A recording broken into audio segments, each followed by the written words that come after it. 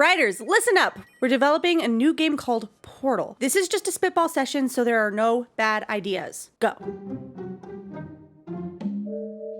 Cake.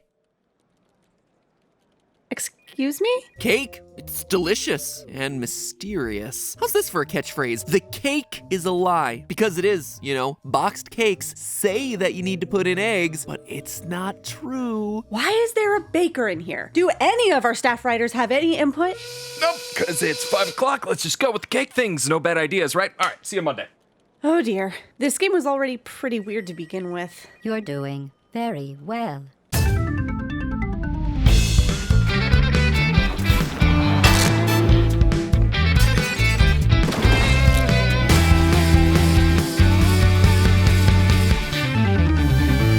Hello, Internet! Welcome to Food Theory, the only show that contains 100% of your daily recommended dosage of the scientific method. Plus, it's part of a balanced breakfast. Loyal theorists, I can't quite call myself a master chef no matter how many times I watch Gordon Ramsay tell people that their food tastes like poo. What are you?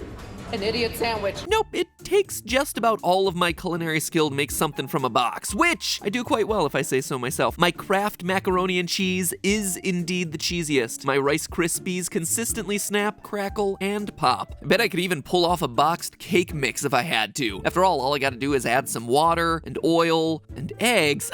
Seriously gotta add 3 additional ingredients, and one of them is eggs, which, you gotta crack, and then the shell's gonna get in there. What do I look like? Young Anthony Bourdain? Oh, is that really what he looked like back in the day? Wow, that was a beautiful head of hair. The point is, I'm a horribly lazy chef, but I heard a rumor that would allow me to have my cake and eat it too. Quite literally. Remain a horribly lazy chef, but also be able to make boxed cake mixes like a champ in the laziest way possible. You see, the rumor is that you don't actually have to add eggs at all to certain boxed cake mixes. Now, I don't know if this is true or not, that's what we aim to solve today, but if it is, this could be a game changer. Because the last time I bought eggs, I promptly forgot about them in the back of the fridge for like 25 months, and let me assure you, the smell was excruciating. So today, I'm gonna get to the bottom of it once and for all. Do you actually have to add eggs to boxed cake mixes? And if not, why the heck would Big Cake be lying to us about this fact? It is making the recipe more complicated. And perhaps most importantly of all, how many egg puns can I reasonably fit into an episode before you all get exhausted? Exhausted. Theorists, if we're gonna determine whether or not this confectionery conspiracy is half-baked, I think it's best we get cracking. So the first thing I wanna know is whether the rumors are true. Can a passable cake actually be made without the eggs? Like, why exactly are eggs such a big deal in baking in the first place? Well, it turns out there are a few main reasons why eggs are called for in baking recipes. First, eggs affect the volume and density of a cake. According to thekitchen.com, quote, when mixed with sugar, like in a cake or cookie batter, eggs help trap and hold air. Not quite as well as whipped egg whites, but enough to give the finished product some lightness and lift, end quote. As the mixer introduces more air into the mixture, more and more air bubbles are covered with these proteins that prevent the bubbles from bursting. And therefore, the whole batter retains more air and gets lighter and fluffier. So, if we make a cake without eggs, well, we would expect it to have a thicker, denser consistency. The egg's second role is flavor, but not in the way that you'd expect. The protein found in egg contributes to what's called Maillard reactions, which create a browned crust with a difference in flavor. You've undoubtedly seen the handiwork of Maillard reactions in a bunch of different foods, from cakes to steaks to bread. So if we were to bake a cake without eggs, presumably we should notice a difference in the taste. We shouldn't be getting as browned of a crust around the areas with the most heat, which to me might not be that big of a deal, but to my parents, oh man, if they could make a brownie that was just edge, just Maillard reaction central, that's all they'd care about, right? They love that browned, crispy edge. I'm more of an ooey gooey center guy myself. Finally, eggs act as an emulsifier in baking recipes. Now, I know that might sound like a big complex word, but don't worry, it's actually quite egg-proachable. Dang it, Matt, that's not even a good pun. I should have done a-poachable. The term emulsifier is just a chemistry term for something that helps two liquids mix together. And in the case of boxed cake recipes, those two liquids are water and vegetable oil. Considering how water and oil famously don't mix, it's especially important to have an emulsifier, in this case the egg, present when baking a cake. Otherwise, the batter would be a separated mess with a lot of clumps, and the final cake would have about as much structural integrity as the treehouse I made when I was 7. So it seems like eggs do a ton of heavy lifting in baking recipes. They're making the cake lighter and fluffier, they're adding to the flavor through the Maillard reactions, they're allowing the ingredients themselves to mix together into a seamless batter. So if we bake a cake using 0 eggs, obviously the result is gonna be some monstrosity that barely resembles a cake, right?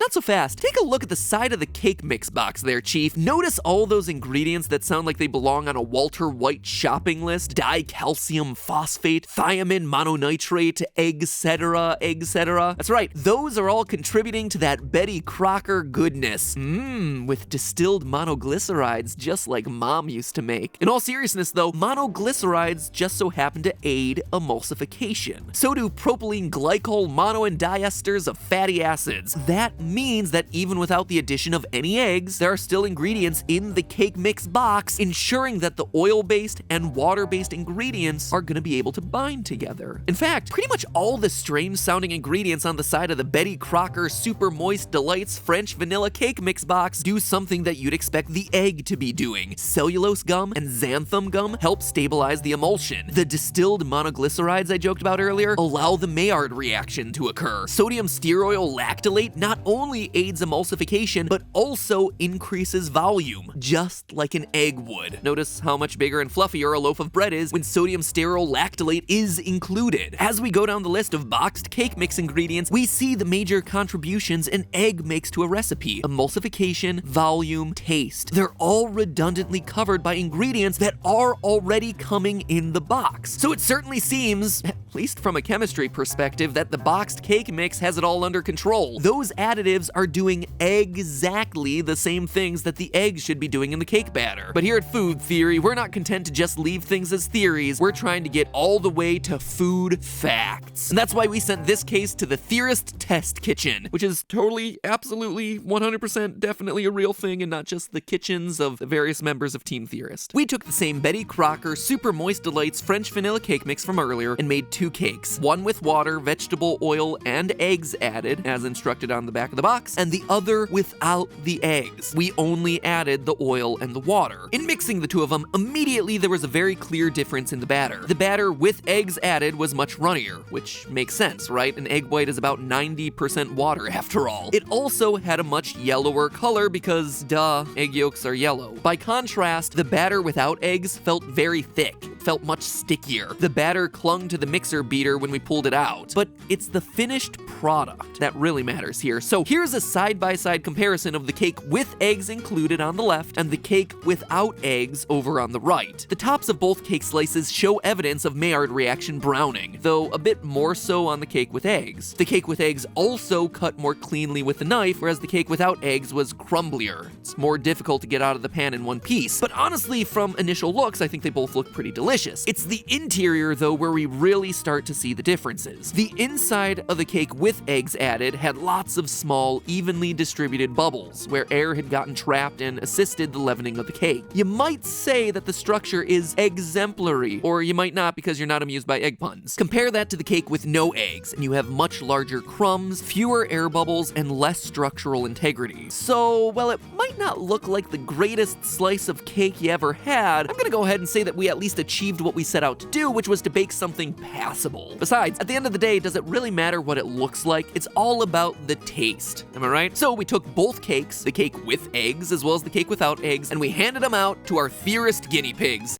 I mean, the loyal members of Team Theorist. The general feedback was that the cake without eggs was denser and creamier, but that there was no pronounced difference in the actual flavor. In fact, a couple of us actually preferred the more crumbly cake without the eggs. So the two cakes were noticeably different. The eggless cake was denser, had less Maillard reaction, and had less structural stability, but the additives inside that boxed cake mix obviously helped to pick up a lot of the slack. Despite turning out differently, the eggless cake was very edible, even preferred by some people in a blind taste test. So I'm gonna go ahead and declare the rumors to be Theorist certified true. You do not necessarily have to include an egg in your boxed cake recipe. The recipe has been lying to us. You gotta do the cooking by the book.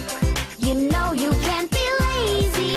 Stop your pro-exercise propaganda right there, Lazy Town. Turns out you can be lazy while making a cake. Call me Robbie Rotten, but you don't have to cook by the book. Adding eggs, totally optional. Who knew? Feel like my cake world has been turned upside down. But I'm still left wondering, why? Why would Big Cake lie to us? I mean, those additives are already doing most of the work of the eggs, and honestly, if they just added a bit more of each of those additives, you would pretty much eliminate the eggs entirely. I mean, think of all that time I've wasted buying eggs, cracking eggs, trying to get the eggshells out of my batter because I'm bad at cracking eggs, writing egg-themed wise cracks for this video. Surely there's an explanation for the deception. What gives? Well, remember earlier when I told you that this was a rumor I heard? Well, the article that spurred this whole episode was from Psychology Today. And as you might expect, there's a psych-based reason behind this lie that Big Cake keeps shoving down our throats. According to Psychology Today, in the earliest days of instant cake mixes, you didn't actually have to add the eggs or the oil like you do today. The only ingredient you had to add was water, then mix it, then bake it. But much to the chagrin of the food engineers at Betty Crocker back in the 1950s, people weren't buying the cake mixes. So the company dispatched some psychologists to figure out why their cake mixes weren't selling off the shelves. The sexist conclusion they came to was that housewives felt guilty about how easy it was to bake a cake just by adding water, and that they didn't like, quote, deceiving their husbands and guests. Something tells me that the real reason they didn't want to make a cake out of a cardboard box is the same reason you probably wouldn't want to make guacamole out of a cardboard box. You'd probably be kinda suspicious of the quality and what kind of additives they had to put in to make it work. But whatever the real reason was, the marketing wizards at Betty Crocker decided that if they prompted bakers to add an egg, they would be more invested in the baking process. Correlation isn't necessarily causation, but danged if cake mixes didn't get more and more popular after bakers were required to add the egg and oil, and here we are today. Here's the most interesting bit of it all though, they didn't reformulate the recipe for the cake mix when they started instructing people to add the eggs. So the egg that they told people to add wasn't really necessary. So there you have it, friends. The cake truly is a lie. But hey, that's just a theory. A food theory. That's all, yokes. Except for the part where I tell you all to subscribe, that is. Guys, obviously this is a brand new channel, and if we're gonna succeed, we need your support. I am really enjoying doing these theories. I hope you're enjoying watching them, but in order for this channel to keep making theories, I need you all to subscribe. Tell me that this is something that you like seeing. We launched this channel with 5. That's right, 5 new episodes, and they tackle a whole variety of food-related stuff. Wanted to give you a taste of what you can actually expect to see on this channel. It is some wild and wacky stories, some business insidery things, some really strange episodes about food mascots. So don't be shy, watch another one right now. Go back for seconds, heck, thirds. Think of food theory as an all-you-can-watch buffet and you are ready to binge eat. Oh, and after you've watched all 5, let me know in the comments which one was your favorite. Let me know which one you started with and which one you ended with. That would actually be really useful for me to know. Now go on, hit that subscribe button, take a big old bite out of it.